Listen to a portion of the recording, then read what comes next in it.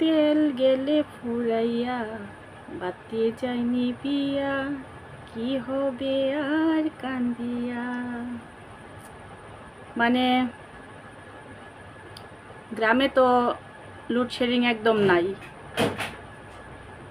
কারণ মেন সমস্যাটা হইলো গ্রামের লাইনগুলোর অনেক লম্বা লম্বা, তো তাই কারেন্ট আসতে একটু দেরি হয়, এটাই, কোনো লোডশেডিং নাই।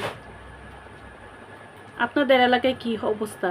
আমরাও ধরেন গ্রামেই আছি, তো আমাদের এলাকার অবস্থা হইল সকাল থেকে এখন বাজে দুপুর না, প্রায় বিকাল হয়ে যেতেছে, 3টার মতো বাজে।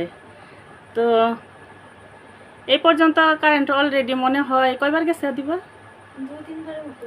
3বারের মতো হয়েছে। তবে দিনের বেলা একটু যায় আসে, আর রাতের বেলা মাশাল্লাহ সন্ধ্যার পরে একটা যাবে, যায়া পুরা 1 ঘন্টা, প্রথম 1 ঘন্টা গিয়ে আসবে, 1 ঘন্টা পরে আইসা সর্বোচ্চ কয় মিনিট? 10 মিনিট, 10 মিনিট, সর্বোচ্চ 30 মিনিট খাবারের সময়টা দেয় সন্ধ্যার দিকে, 30 মিনিট কারেন্টটা থাকে।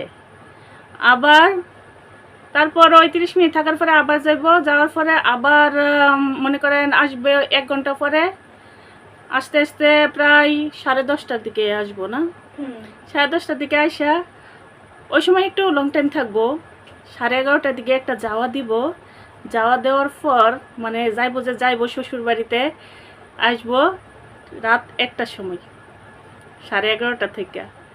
আর গতকালকে রাত্রের কথা বলি, মনে করেন কালকের 11:30টায় গেছে, আসছে একটার পরে আসার পরে 10 মিনিট, অনলি 10 মিনিট আসছিল কারেন্ট, 10 মিনিট থাকার পরে আবার গেছে, আসছে রাতের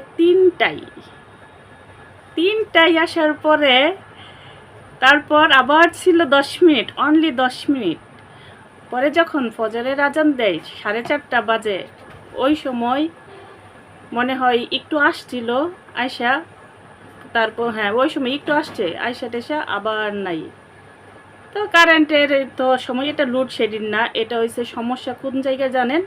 এটা হয়েছে তারের সমস্যা, তারগুলো হয়েছে অনেক লম্বা লম্বা, এই কারণে মনে করেন কারেন্টটা আসতে সবার বাসায় দেরি হয়। বাণীতে আমরা না, বাণীতে হয়েছে বিদ্যুৎ মন্ত্রী, নামটা বললাম না, নাম বললে আবার জেল হতে পারে। তো এটা নিয়ে টেনশন করবেন না, কোনো লোডশেডিং নাই, এগুলা সবই অন্য বিরোধী দলের চক্রান্ত, বিভ্রান্ত ছড়াবেন না, এটা যাই আসে এই পর্যন্ত, এটা কোনো লোডশেডিং না, এটা হলো তারের সমস্যার জন্য, লম্বা লম্বা তারের জন্য আমাদের কারেন্টগুলা একটু দেরিতে আসে। বুঝাইতে পারছি?